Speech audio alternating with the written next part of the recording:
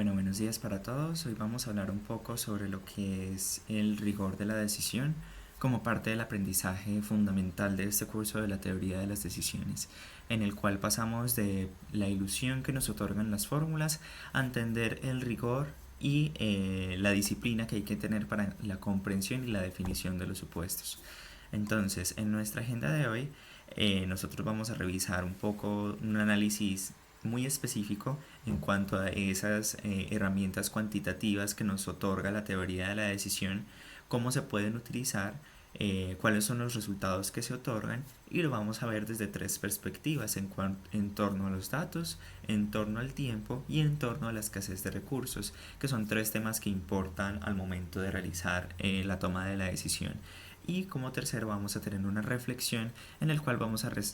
analizar y hablar un poco sobre el riesgo que toman los profesionales al asumir, digamos, como la definición que nos otorga cada modelo, sin entender un poco más allá de lo que nos otorga el modelo como tal, entender sus limitantes, entender sus factores que hay detrás y muy principalmente entender que no todos los modelos nos otorgan información definitiva en torno a la toma de decisiones que queremos hacer en un momento de estrés. Empecemos con las expectativas. Uno usualmente, o por lo menos así fue en mi experiencia, toma este curso como una continuidad a muchos cursos de esta naturaleza en la que entendemos que es una asignatura de números, de tablas, de resultados, que al final vamos a tener una retroalimentación o un repertorio de herramientas cuantitativas que a nosotros nos permitirán poderlas utilizar para ciertos ejercicios para obtener cierto resultado, como aquí se indica, para poderlas aplicarlas según el contexto, para obtener un resultado exacto. Para mí en mi caso fue reforzar el dominio y si bien estos temas sí se aplicaron, vimos métodos nuevos, métodos que quizás no hayamos visto antes, aplicando las mismas herramientas que quizás ya conocíamos, lo que vimos fue un cambio en la forma en la que analizamos los problemas y los miramos antes de intentar resolverlos. Es decir, saber qué es lo que nos está pidiendo el problema, cuáles son esas variables que entran a afectar el problema y la definición del ejercicio y cómo éstas pueden afectar el modelo que nosotros estemos desarrollando. Entender que hay unas limitantes y entender que hay unos precedentes y que estos no siempre van a tener las mismas dimensiones y que no siempre se pueden plasmar de la forma en la que nosotros lo esperamos. Entonces se desarrolla más que ese sentido, es una actitud crítica para pulir cada detalle que estamos aplicando en ese paso a paso, entender cuál es la razón que hay detrás y entender que hay una disciplina que debe de cumplirse, por lo que no está 100% comprobado porque muchas veces no contamos con la información completa y debemos de seguir un orden lógico para poder llegar a una respuesta satisfactoria y que seamos no solamente aplicadores sino partícipes del proceso desde su inicio hasta su final. Entonces esta sería como la definición, sería como pasar desde un carpintero que tiene todas las herramientas posibles, que él sabe qué es lo que hay que hacer y sabe cómo llegar a un resultado, a ser un arquitecto que está siempre presente dentro de ese proceso hasta su culminación, pasando de una mecánica a una actitud analítica en este caso. El análisis de ese rigor lo podemos ver entendiendo la importancia del dato más allá de la información estática en una base de datos. Es entender más allá de ese ejercicio trivial que se hacía en el bachillerato cuando veíamos la forma más básica de la regresión lineal, que era el método de punto pendiente, con su intercepto y con su pendiente para obtener un resultado y así despejar el otro lado de la tabla. Es entender esa dimensión distinta de lo que ese dato realmente nos está dejando saber. No solamente es una recta que nos permite trazar un espacio en un plano cartesiano, sino que es una afirmación de cómo ese dato se puede comportar o puede variar con respecto a otro dato que está entrando a hacer variar su punto dentro de un espacio y que tiene una dirección y una magnitud. No solamente es un número entonces, sino una expresión formal de cómo una variable está respondiendo ante los cambios de otra. Y eso lo reafirmamos a través del método de los mínimos cuadrados, un método que lleva el punto pendiente a un paso adicional en el cual entendemos la complejidad en cuanto a las tomas de decisiones empresariales. Todas las tareas que se hacen en el día a día de una empresa, como la proyección de las ventas, la estimación de los costos, la predicción en cuanto al movimiento del personal de un periodo al otro, todo eso se figura en una regresión lineal. Y aún así no nos percatemos, esto no es una fórmula que se puede sacar de una forma inmediata, sino que hay varios errores en los que se incurren. Por lo tanto, nosotros al poder realizar un modelo, al tener la capacidad de desarrollar un modelo, tenemos que incurrir en ciertos errores, en hacer ciertos supuestos que quizás no sean tan reales conforme a lo que dicen los datos, pero que nos pueden servir para la toma de decisiones. Como lo vemos en este gráfico, se representa un ejemplo clásico de mínimos cuadrados en el cual todos los puntos están mostrando cierta dispersión, pero que hay una recta que está siguiendo su tendencia. Esta es una condición natural, es una anomalía que sucede en muchas economías y es como en mi opinión, como algo que muestra un fenómeno humano y tradicionalmente económico en el cual no todos estamos alineados bajo la misma posición. Y eso es una información importante que los datos nos muestran. Ahora, el segundo paso que vamos a analizar del tema del rigor es entender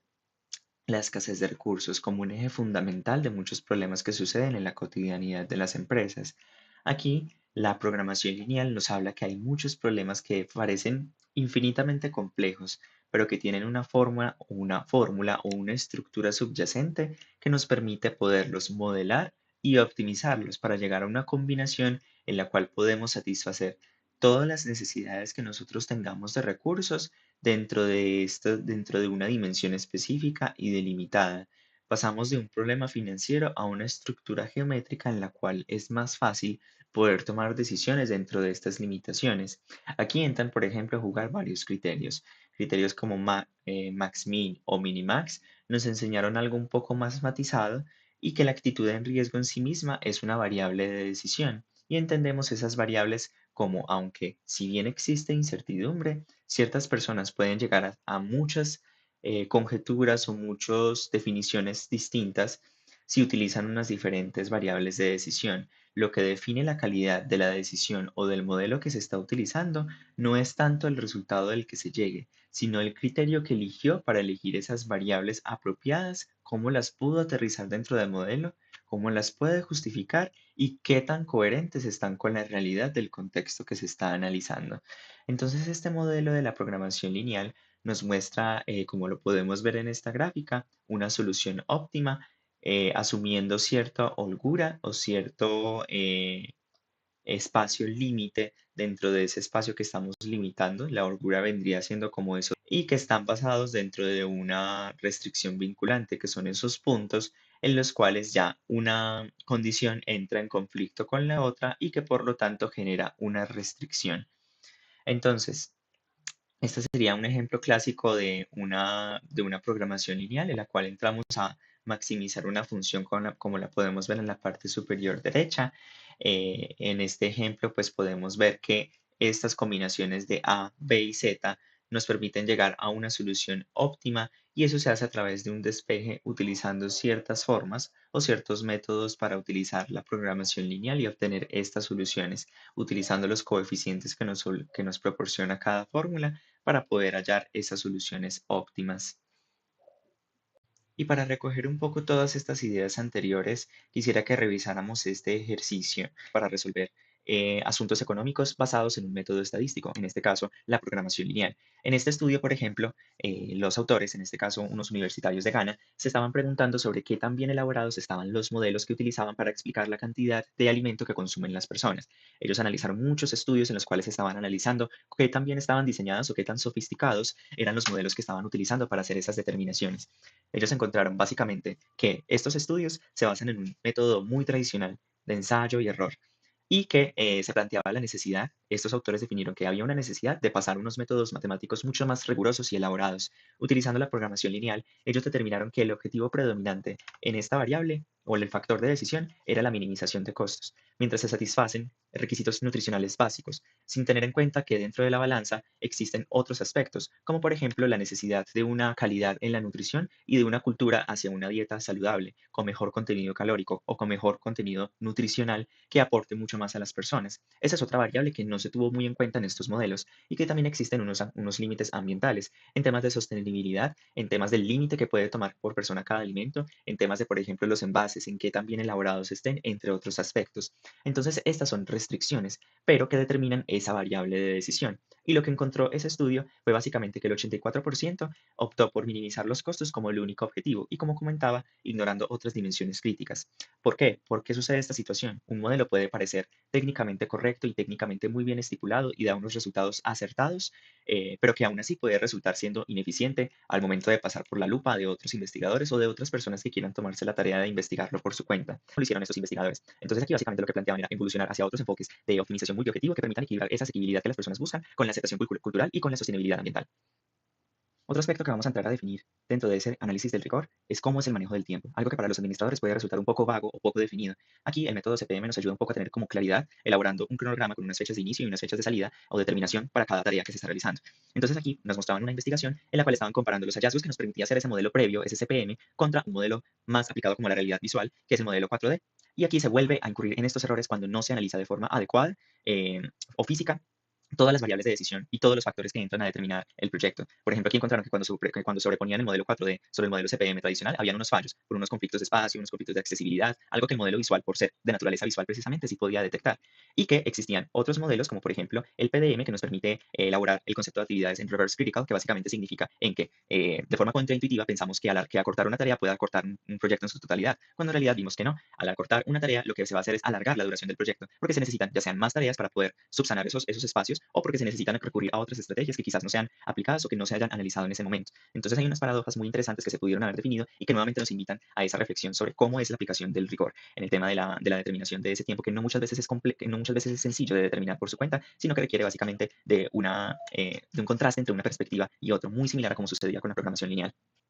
En definitiva, a lo largo de este recorrido, lo que podemos concluir, o revisando y recogiendo cada uno de los hallazgos de estos modelos, es que hay algo que no aparece de forma, digamos, como explícita, o quizás no sea como tan clara dentro de los libros de estos métodos tan estadísticos que nos permiten, digamos, como admirar o dejar boquiabiertos a otras personas dentro de una junta, y es que hay una obligación y una responsabilidad de hacer explícitas las razones de nuestros supuestos. Todas las técnicas tienen en común cierto porcentaje, que el 10% lo define el modelo, que es el conocimiento, el manejo del sistema, saber cómo se llegan a esos datos y cómo se presentan, pero el 90% que sustenta ese modelo que estamos presentando está definido por la calidad del fundamento que nosotros tenemos, que también están seleccionadas las variables, que también podemos argumentar las procedencias lógicas que definen a esas variables y que también delimitadas y estrictas están esas restricciones que nosotros estamos elaborando, y si sean lo más coherentes posibles y que no dejen abiertos espacios para la ambigüedad o para preguntas abiertas que quizás nos sumerjan en un ciclo interminable de preguntas y no de respuestas. Entonces, lo que se hace es una hoja de ruta en la cual nosotros partimos de ese objeto deseado, en el cual nosotros vemos desde atrás, desde adelante hacia atrás, cuál es esa ruta de acción que nosotros debemos de seguir para poder diseñarla de forma adecuada, pensando siempre y no perdiendo de objetivo o no perdiendo de vista ese propósito o meta que nosotros queremos alcanzar. Entonces, tres pasos importantes: explicitar los supuestos, saber diferenciar el modelo de la realidad y, por último, saber responder a la pregunta de qué supuestos o en qué supuestos nos estamos basando para realizar estas afirmaciones con base en el modelo que estamos elaborando.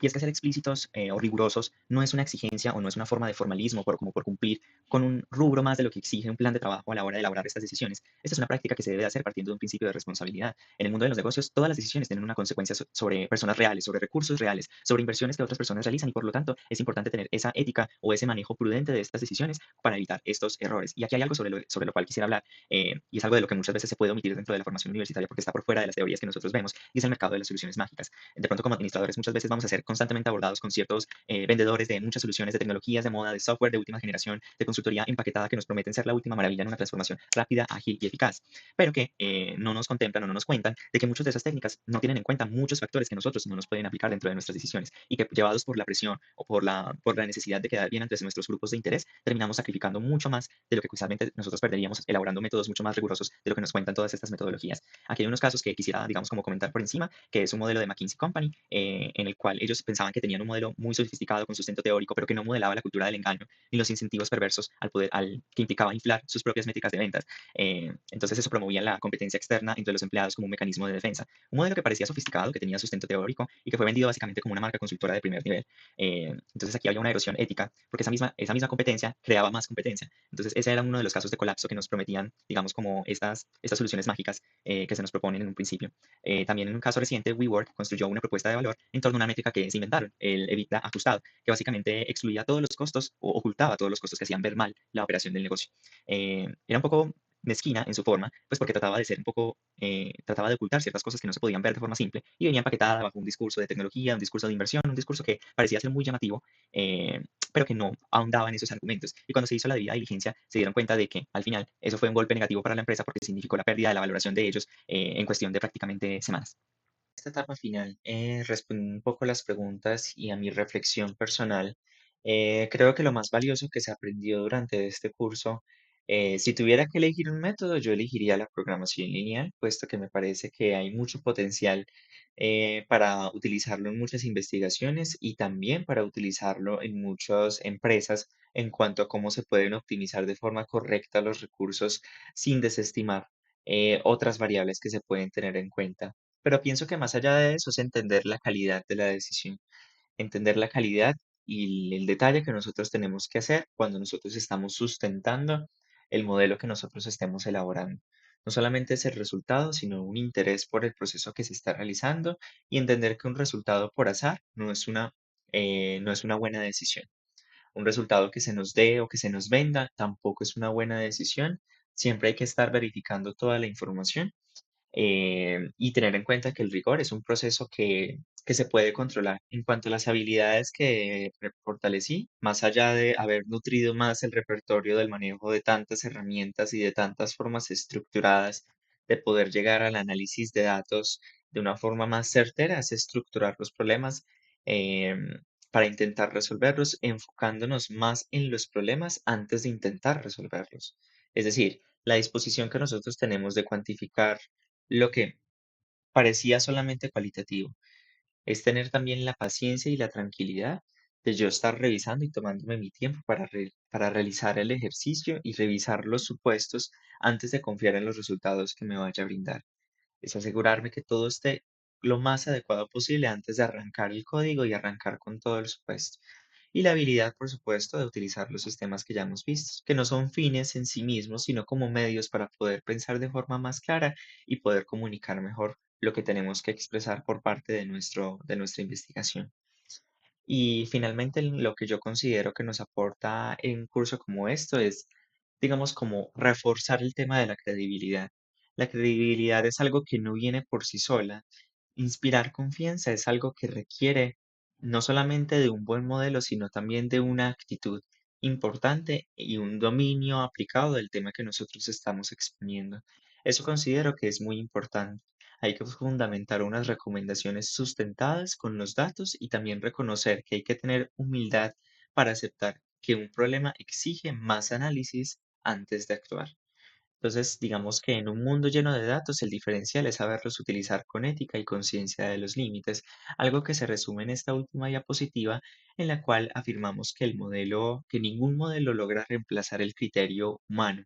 Hasta la herramienta más avanzada, más certera y más prodigiosa del mercado va a caer y se torna completamente inútil sin tener un criterio humano que lo sustente, sin tener una ética que lo defienda y sin tener una conciencia